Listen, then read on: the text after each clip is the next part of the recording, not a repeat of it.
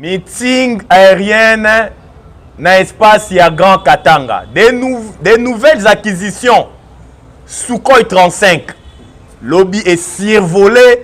Espace ya Grand Katanga. Et survolé. Résidence ya Soriano. Moïse Katumbi Champoué. Kuna na Kachoboué. Panique totale na ba villageois. C'est lui qui veut la paix. Prépare la guerre. To sepeli na acquisition ya ba Sukhoi 35 au lobby tambola ki na espace ya Grand Katanga. To ko analyser ngwa na émission na biso mkola lelo. Aucun rebelle ne prendra le pouvoir par la force. L'époque de Mouzé Laurent Désiré Kabila est révolue. Le prophète de la nation Denis Lessi a prophétisé Pona Tata Mokondia Ekolo Fati Béton. Toko analyser ngwa na émission mkola lelo. Qu'est-ce qui s'est passé dans une boîte de nuit kuna na commune ya Gombe? Moi na Fati Béton na kombo Anthony Tshisekedi. Ni leleki, il y a eu des coups de balle. Est-ce que Anthony est aux arrêts ou bien ça aux arrêtés? Moi na Fati Béton, le chef de l'État. Toko yeba yango na émission mkola lelo. Des affrontements pour dans le territoire, il y a Massissi, dans la province ya Nord Kivu, entre les Wazalendo et l'armée rwandaise et les supplétifs Otobengi le M23. Dossier Constant Moutamba, état de santé à Constant Moutamba, ils ont toujours que c'est dégradé. Constant Moutamba gravement malade, mais chose grave et étonnante, bah boyi, bah médecin naïe, baya ko prodiguer ba première soin et si kazali incarcéré kuna na IP crime. To ko analyser ngwa na émission na biso mkola lelo sans plus tarder. C'est votre humble serviteur na kombo ya Jonas Ngandu surnommé Charles Onana, toujours na ba chaîne na biso bomesano to sengi na bino bo s'abonner massivement. Bonjour, bonsoir, cela dépend de l'heure à laquelle vous êtes en train de suivre notre émission. On ne ne cessera jamais de le dire, pour l'amour du Congo, on ne se taira point. Car le Congo, c'est le pays de nos aïeux. Le Congo, c'est notre dénominateur commun. Tobotama ba Congolais, Tokokufa ba Congolais. C'est lui qui veut la paix, prépare la guerre. Et le Banayango, Gilles César. Des nouvelles acquisitions, il y a Sukhoi 35. Lobi na Kachoboué, lobi na espace ya Grand Katanga, ezalaki ope simbwambo aboyi meeting aérienne ba Sukhoi 35 lobby et mataki kaka ndenge na oti koloba ba nouvelles acquisitions au gouvernement oti kosomba ba mekaki yango lobby na espace ya Grand Katanga et les kaki même na résidence ya Soriano les juifs Moïse Katumbi Champoué et créé panique totale botala kaka ba villageois ya Kachoboué kuna Bamoni Sukhoi 35 et Matina Mapata et survolé espace mobimba ya Grand Katanga. Et zala qui somme lobby. Gouvernement à l'accès sur le Lenge Kani. Kaka ndenge tolobara, c'est lui qui veut la paix, prépare la guerre. Wana nyonso. Kala mingi te so kende na est pour kende osala musala. Lobby mameka ki yango kaka. Mais akoka mwezali ete. Tomoni batu ya FCC. Balobi ote wana zala ki provocation. Boni ba Sukhoi 35 oyo et sali meeting aérienne lobby et les qui na résidence ya Moïse Katumbi Champoué. Oh, mais tu comprends d'être Ensemble pour la République na FCC. Pebi ke bazala déjà loko moko. Mais mukolo lobby balakisi yango. La paire a changé de côté.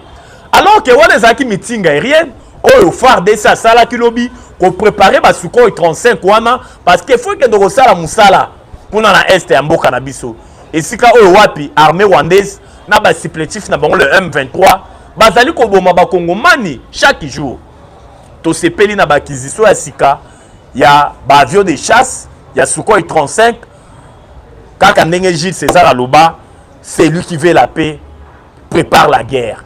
Donc notre gouvernement est en train de mettre toutes les dispositions parce que Tolobaka yango soki to silisi bitumba na voie diplomatique te o babengi la politique ya 40 te, on sera dans l'obligation d'imposer la paix par la politique du bâton. C'est-à-dire c'est la guerre. On doit imposer la paix. Parce que le salut du peuple est la loi suprême.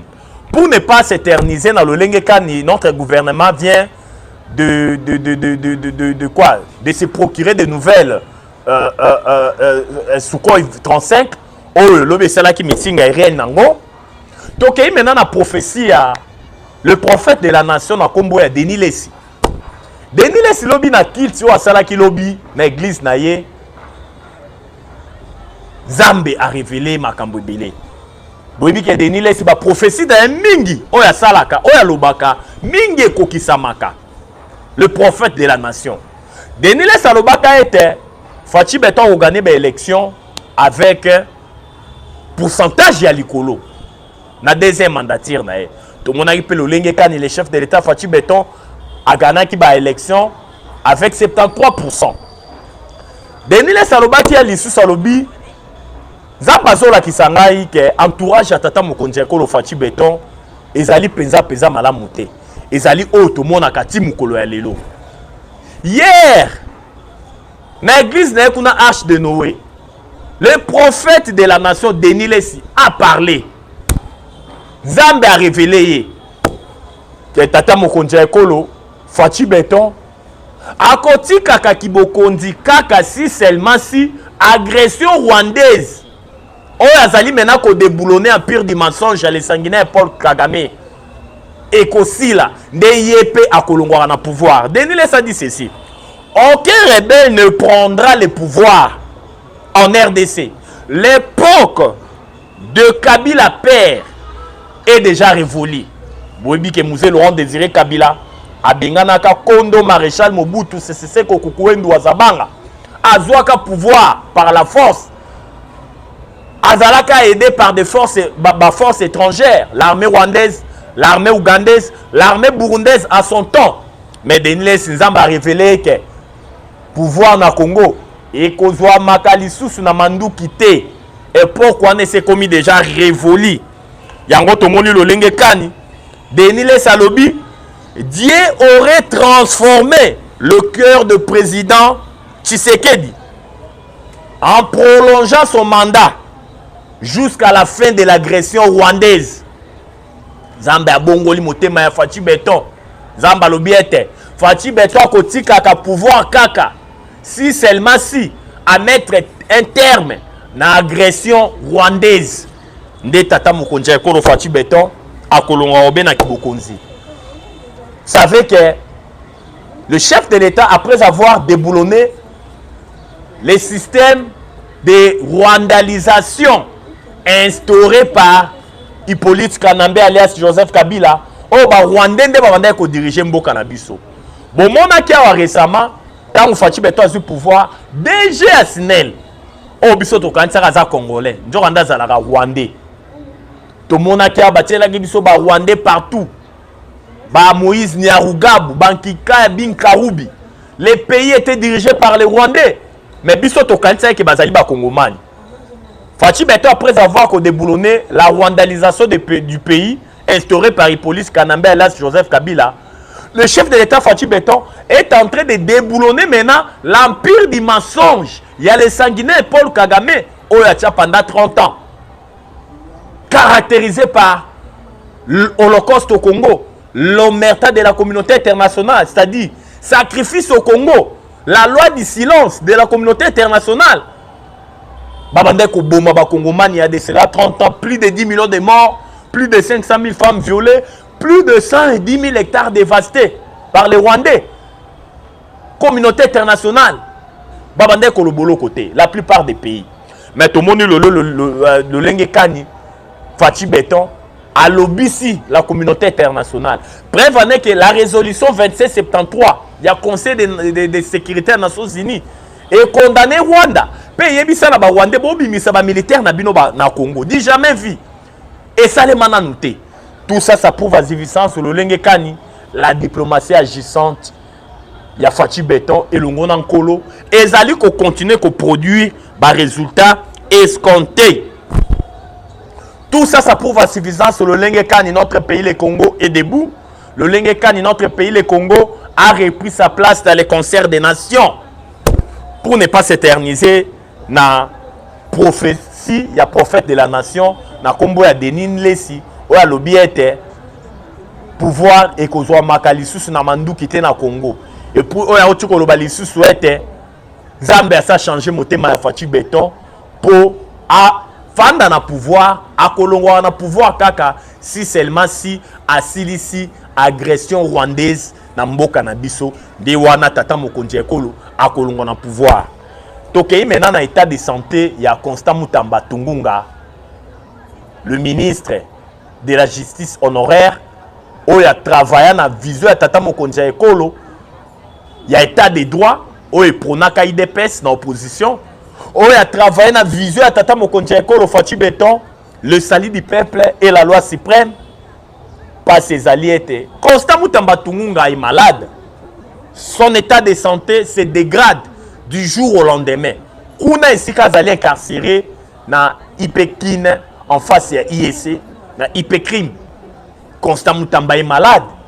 Mais chose grave et étonnante, les Congolais de père et de mère, Bazali ko sabi souhaité. Même les médecins na Bazali ko ya. Pour prodiguer les premiers soins. Bazali ko pime la médecin na ye espace ba kende ba mona ye pour ba pesa ye soins. Alors que santé na ye zali ko se dégrader. D'après les certaines informations en notre possession, bazali ko sabi souhaité. Constant Mutamba Tungunga azali na ba problème ya motema. Azali na ba problème sérieux ya motema.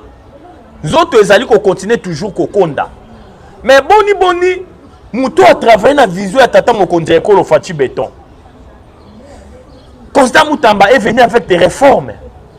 La bancarisation des frais judiciaires, plus question de Maboko Bank, entre les justiciables et les magistrats. Constant Mutamba est venu avec des réformes. Il y a la caution judiciaire, il y a 5%. Il y a l'insaisissabilité des comptes des sociétés étatiques et privées. Constant Mutamba a organisé les procès contre Corneille Nanga. Nanga a été condamné par défaut. Constant Mutamba, il a instruit dans la haute cour militaire pour balongola ba immunité et politique Kanambe alias Joseph Kabila. Tata Mokonzi Ekolo Yakala. Mais regardez l'essor qui est réservé dans Constant Mutamba. Moutou a travaillé dans la vision de Tata Mokonzi Ekolo Fachi Beton. Et puis la condamnation de Constant Mutamba, balobela qui détournement à 19 millions. Mais mon solo ezala qui n'a pas compte yazi aux constructions. Oh yo procureur près de la cour de cassation firmé Vondé. A Sengi na Robank a estourné opération, c'est-à-dire a zongi sa mon solo na compte ya Frivao. Mais na Sengi na ba juriste chevronné. Quand est-ce qu'on peut parler de détournement? Tant que mouto simbi mon solo té. Tant que mon solo ezali na ngona banque balobi bazong c'est un kaka na compte ya ya Frivao. Mutamba zali ko sala nini na IP crime. Azali ko sala nini na IP crime. La justice de notre pays continue toujours ya kozala kubela. Ezobela toujours. Ezali pasipe mawa. Nous demandons au chef de l'État Fachi Beton. Constant Mutamba est sérieusement malade. Son état de santé se dégrade du jour au lendemain. Kuna na IP crime. Plus de 25 jours. Aza toujours incarcéré na IP crime. En face na IEC. Ezali pasipe mawa. Songez, bon songez du moins na état de santé na ye. Oyo balobe ezali penza malamu te. Tozali ko senga na Tata Mokonzi Ekolo. Vous devez ouvrir l'œil et les bons. En tant que magistrat suprême. Pour notre dossier Constant Mutamba. Il est déjà condamné. Bah, il y a Congo, bah, kokisi plan na bango. Mais dis-moi, bon permettre na ba médecin na ye, ba pesa ye, ba prodiguer ba première soin. Ce que au sein évacuation na ye, libanda ya mboka, ba sala yango. Ba sala yango pendant qu'il est encore temps, pendant qu'il est encore vivant. Pour ne pas s'éterniser na makambotali Constant Mutamba Tungunga lolenge kani, santé na ezali ko se dégrader na ba loko kuna ya IP crime. O ezali ko sala ba kongomani mingi mawa pasi pe mawa lolenge kani makambo ezali ko leka kuna. OK, maintenant na likambo yu ta ko leka lobby na boîte na boîte oyo babengi na boîte oyo babengi les nouveaux oyo wapi mwana ya tata mokonzi Fachi Beton na kombo ya Anthony Tshisekedi boyebi ke mbilingelekaki na les nouveaux kuna na boîte oyo mwana ya tata mokonzi na kombo ya Anthony Tshisekedi azalaki information bapandi na ba réseaux sociaux balobi ete il y a eu des coups de balle, il y a eu des morts, il y a eu des blessés. Donc, quand même, boni bato bazali ko distiller des fausses informations ko loba ete na boîte wana na les nouveaux oyo mwana ya Fachi Beton azalaki na kombo ya Anthony Tshisekedi masasi betaki bato bakufi bato bazoki. C'est faux et archi faux. Biso toza ba communicateur et investigation tokendaki ko vérifier information wana. Toyeba si réellement bato bakufaki. D'abord il faut toyeba nini lekaki kuna. Malgré nous n'avons pas toutes les informations. Oh tolingaki tozwa toyeba nini salaki ete masasi beta. Effectivement Anthony Tshisekedi azalaki na kati ya boîte wana ya obabengi na kombo ya les nouveaux. Azali quand même mutu akokaki pe akendaki pe asepelisa pe mwa nzoto. Amela mwa oloko abina mwa makindu kaka ndenge ezalaka. Mais akoka mwa nini esalemaki. Tokai ke masasi ebeti. Malgré toyebi cause nini esalaki te ke masasi ebeta. Mais nakomona tweet ya Anthony Tshisekedi atwitaki alobi ete azalaki menacé. Agression esalemaki à son égard. Toyebi te cause ya agression ezalaki nini po azala menacé ndenge atwitaki. Mais oyo biso toyebi ezali ete boyebi ke famille présidentielle ezalaka protégée na bagarde républicaine. Bagarde républicaine no bazalaki na ye tango bamoni menace komaki ko s'approcher na pembeni ya mwana ya mokonzi na kombo ya Anthony Tshisekedi, ils étaient dans l'obligation ya ko dissuader bato bayaki po ba agresser ye. Yango wana il y a eu des coups de balle ou ebetamaki likolo. Muto azoki te, muto akufi te, mais boyebi esika oyo masasi ebetaka panique ezalaka. Lolenge kani panique esalemaki na kati ya boîte wana, lolenge kani esalaki ete mwana na mwana azwa nzela na ye. Mais nakoyoka oyo tweet ya Anthony Tshisekedi ezalaki ete koloba ete menace ezalaki makasi, bato wana bayaki po ba agresser ye na système ya légitime défense, bagarde rapproché bazalaki zinga na ye o bazalaki kokengela ye. Ils étaient dans l'obligation ya kofungola quand même moi babal ko betango likolo pona ko dissuader bato bayaki po ba agresser o ba monaki azalaki na kati ya boîte wana. O ya makasi biso to senga ezali ete Anthony Tshisekedi ozali mwana ya mokonzi. Ba empêcher ote okende ko festoyer, okende kozwa mwa kopo olia mwa ntaba. Ba empêcher ote mais boye baka pe statut na bino. Tango komi na statut moko songolo pakala mwana ya mokonzi. Il faut que se méfier na makambo ebele. Ba place no sezali ba place ya kokende te. Parce que zali na bato musu bakoya wana kaka po provoquer yo ayebike mwana mokonzi azali awa na provoquer to créer buzz et panzana na ba réseaux sociaux kaka na objectif moko ya ko ternir image ya famille présidentielle. O esalaki penza malamu te. Bon monisiko information ezalaki lolenge mususu mais ba memi yango na ba réseaux sociaux ba komisi yango une affaire politique pona ko ternir image na ya famille na yo na tata na yo.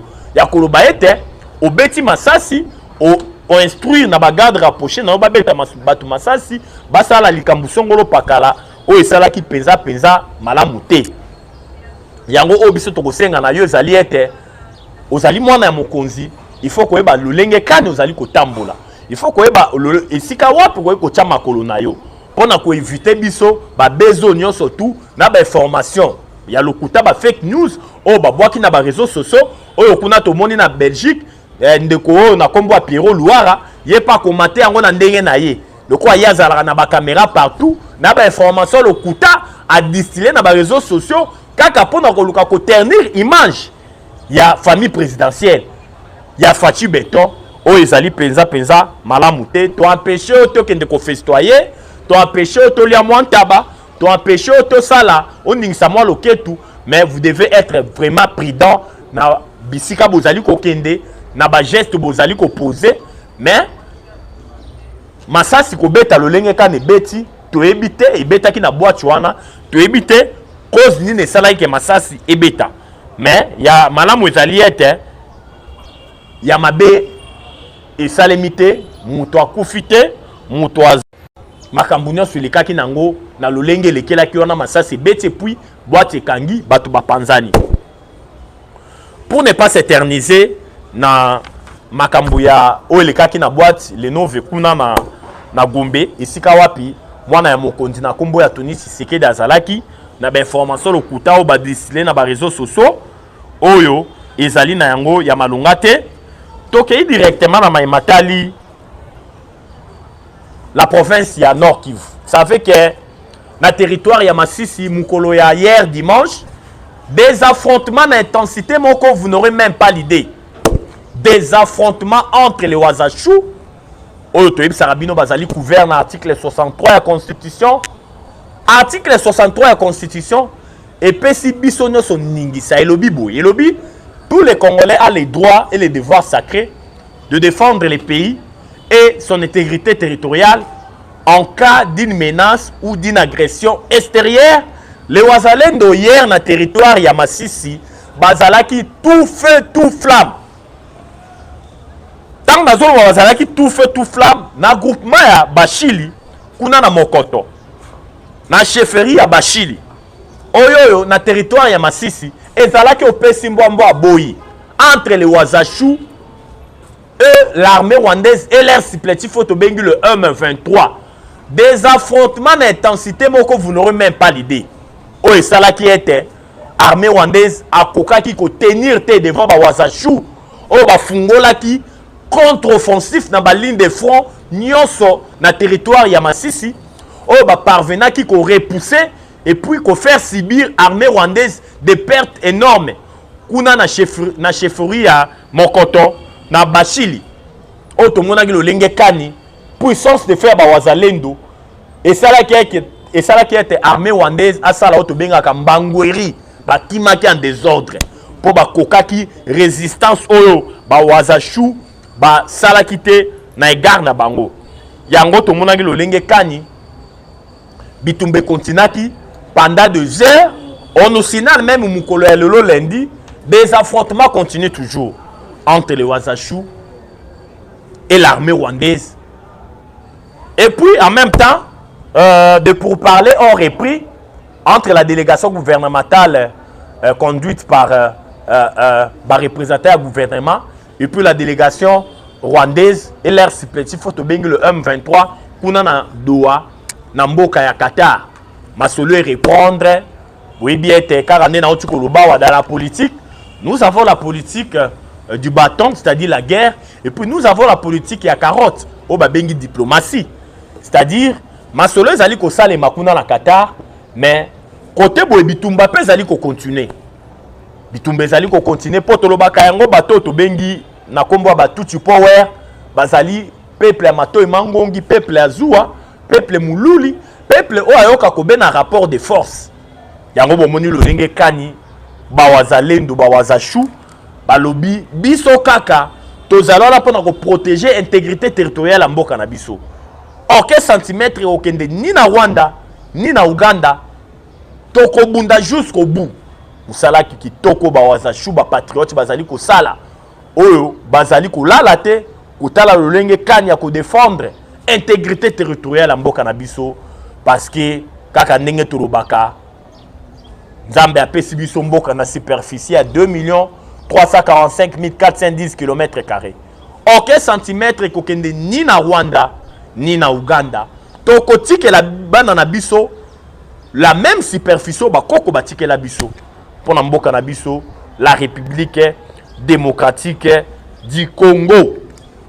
Wana ezalaki bongo situation oyoyo et izali koleka na territoire ya Masisi kuna na province ya Nord Kivu. Tokei maintenant côté Nord Kivu Sud Kivu, la situation elle est toujours sous contrôle. Mirail défensif ezali kuna na Walungu parce que boyebi ete bote kolanda chef militaire ya banyangala kata ya M23 na kombo ya Sultani Makenga koloba ete objectif na bango komi maintenant ko renverser pouvoir, ko bengana tata mokonzi ko lo Fati Beton na pouvoir. C'est de l'utopie, ezali ndoto ya baba. Ils le savent très bien que l'air mikolo na bango komi ya kotanga. Kaka ndenge na uta ko lakisa bino na sujet ya liboso émission na biso mokola lelo, le lenge kani le gouvernement a oti ko zwa ba avion de chasse ya sika na kombo ya Sukhoi 35 o esala ki lobi meeting aérienne na résidence na espace ya Grand Katanga et le kaki ti na résidence ya Moïse Katumbi Chapwe na Kashobwe oyo panique ezalaki na epa ya ba villageois. Première fois bamona Sukhoi 35 et ça la meeting aérienne likolo ya mapata etambola e baluka oyo batunyo surtout babangaki mais to kosenga la bandeko na biso bazala na kimia yango bomonaki lolenge kani du côté nord Kivu. La situation est sous contrôle ya bawaza chou o bawaza lendo bazali wano fouro moulin pour bouter hors d'état de nuire l'armée rwandaise et l'air supplétif photo bengi le M23. Et c'est un makasi ezali ya koyesa bino na émission na biso mokola lelo le lenge kani ba militaire na biso oyo base randaki tangu Goma Bukavu ekweyaki oyo ti même mokolo ya lelo lundi bazoya komitika na maboko ya no FARDC ba expliquer le lenge kani ba passer ba moment moko ya vache maigre kuna na ngambu ya le M23 na armée rwandaise mingi o ba serandaki ba kufi na ba poison ba égorger bango ba vivre na ba